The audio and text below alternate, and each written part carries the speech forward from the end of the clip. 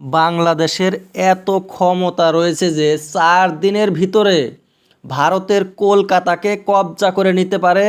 এমনকি উত্তর পূব আসাম, মেঘালয়, ত্রিপুরা, মণিপুর, নাগাল্যান্ড, সিকিম এইগুলোকেও দখল করে নিতে পারে যদি যুদ্ধ করে ভারতের বিরুদ্ধে। কাশ্মীরের কথাও আগে বলেছিল, কাশ্মীরকেও ভারত থেকে সেপারেট করে দিতে পারে এমন ক্ষমতা আছে বাংলাদেশের। বাংলাদেশের লোক ভাত পায় না, না খেয়ে থাকে, নাই কোনো অস্ত্র শস্ত্র বিদেশ থেকে কিনে। তাদের কথাবার্তার ঢং শুনলে কানা, এগুলো কানা, কিচ্ছু চোখে দেখে না। ভারতের হাতে কোনো দিন বাংলাদেশ যুদ্ধ করে এগিয়ে যাবে। কয়দিনে? একদিনে না, বাংলাদেশ শেষ করে দেবে যদি যুদ্ধ লাগে। বাংলাদেশের প্রাক্তন সেনাপতি মিরাজ প্রধান নতুন করে এমন কথা বললো যে 4 দিনে কলকাতা দখল করে নেবে। হুঁশিয়ারি দিয়ে বলছে নরেন্দ্র মোদীকে, অমিত শাহ, রাজনাথ সিংকে, ভারতের প্রধানমন্ত্রী, home minister, defence minister. YouTuber একজন আমার ভাই কয়দিন আগে এক ভিডিওতে বলছিল যে ভারত ভয়ে কাঁপছে, মোহাম্মদ ইউনুস হয়েছে ইন্টারন্যাশনাল প্লেয়ার।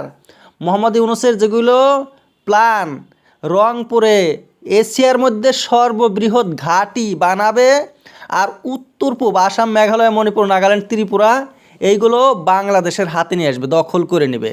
দেখেন তো, ভাত পায় না, না খেয়ে থাকে, তার মধ্যে বানাবে রংপুরে, এশিয়ার ভিতরে।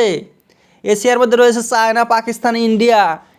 এইগুলোকে ছেড়েও একটা বড় সবচেয়ে সর্ববৃহৎ ঘাঁটি বানাবে। কোথায় থেকে? বাংলাদেশ যদি এমন একটা ঘাঁটি বানায় ছোটো মোটো, ভারত তো 20টা বানিয়ে দেবে, কোনো অসুবিধা হবে না। বাংলাদেশের 3 পাশে, পশ্চিমে, উত্তরে, পূবে রয়েছে ভারত। যদি চাপা মেরে দেয় তাই তো বাংলাদেশ শেষ হয়ে যাবে। জঙ্গলির রাজত্ব চলছে তো বাংলাদেশে। আনসারুল্লাহ বাংলা টিম আল কায়দার জসিমউদ্দিন রহমানিকে জেল থেকে মুক্তি দিয়েছিল মোহাম্মদ ইউনুস। উনি মুক্তি পেয়েই ভারত বিরোধী এমন কথা বলছিল, ভারতের পশ্চিমবঙ্গকে, কাশ্মীরকে এবং উত্তর পূবকে ভারত থেকে আলাদা করে নেবে। চায়না বলে সাহায্য করবে, চায়না, তারপর পাকিস্তান, আফগানিস্তান, এরাও সাহায্য করবে ভারত থেকে এই কাশ্মীর, পশ্চিমবঙ্গ, আসাম আলাদা করতে। ভিক্ষা করছে চায়নার কাছ থেকে, পাকিস্তানের কাছ থেকে। নিজেদের হাতে তো কিছু না, একটু লজ্জা থাকা উচিত। ভারতের সহায় না পেলে বাংলাদেশকে পাকিস্তান থেকে আলাদা করতে পারতো না, আর এখন নাকি ভারত আলাদা করে দেবে। এমন বদমাশরা, অন্ধরা, নির্লজ্জ। বাংলাদেশের সেনাপ্রধান হুঁশিয়ারি দিয়ে বলছে ভারতকে যে বাংলাদেশ এখন আর আগের মতো নাই। 40 বছর আগে 71-এ যে সেনা ছিল তার সে অনেক উন্নতি করেছে। আচ্ছা, কোন দেশ উন্নতি করে নাই? 40 বছরের মধ্যে ভারত কি উন্নতি করে নাই? ভারতের সেনার সংখ্যা বাড়ে নাই? পাকিস্তানে বাড়ে নাই? সব দেশে বেড়েছে। কানা, একদম কিছু দেখে না। ওই বাংলাদেশে ওই যে আলেমদেরকে পেয়েছে না, জঙ্গলিদেরকে, এই জঙ্গলিদের সাথে এই ধরনের কথাবার্তা চলবে। সব জায়গায় তো এগুলো কথা চলবে না।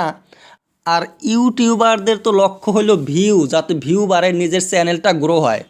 এই জন্য এমন কথা বলে। বোকা মানুষদেরকে, বাংলাদেশের মানুষগুলো তো আর অত জ্ঞান রাখে না। কানা মানুষরা যা শোনে তাই বিশ্বাস করে, অন্ধর মতো চলে। তাই ইউটিউবাররা এমন ভিডিও বানায়।